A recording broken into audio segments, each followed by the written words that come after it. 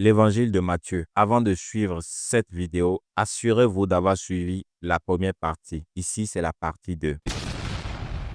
Est-ce que vous connaissez Anup, celui qui a baptisé Horus? Les auteurs de l'évangile de Matthieu ont copié son histoire au calme et ont attribué le rôle de bâtisseur à Jean le Baptiste. Est-ce que vous connaissez les écrits esséniens de Qumran? Non? Allez chercher ça s'il vous plaît. Ça a été écrit 125 ans avant Jésus-Christ.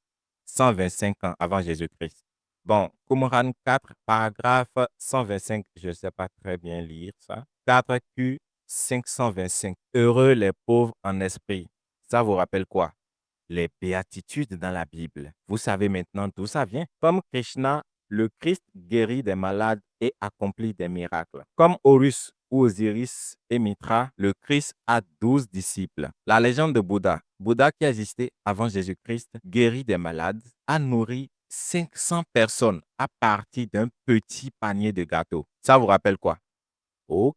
Les auteurs de l'évangile de Matthieu ont dit que le Christ est devenu très célèbre et sa renommée a gagné la Syrie puisque les gens viennent de loin pour l'entendre. Donc, à l'époque, il était une star, mais aucun chroniqueur de l'époque n'en a entendu parler. Dionysos, Horus, Krishna, Atrice de Phrygie sont tous morts sur la croix entre deux voleurs. Ils ont été mis au tombeau, puis ressuscitent le troisième jour.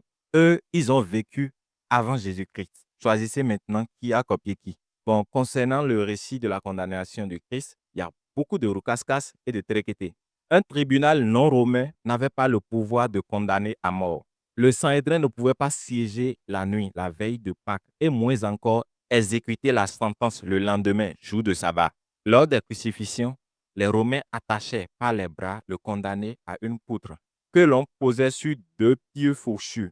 Et le condamné, épuisé, mourait étouffé sous le poids de sa tête au bout de 2 ou 3 jours, pas en quelques heures. La coutume de libérer un prisonnier à l'occasion de Pâques n'a jamais existé. Si on enlève l'histoire de Mitra, Krishna, Horus, Bouddha et ceux cités plus haut de l'évangile de Matthieu, c'est qu'il ne reste plus rien dans cette affaire. On va parler de Luc après.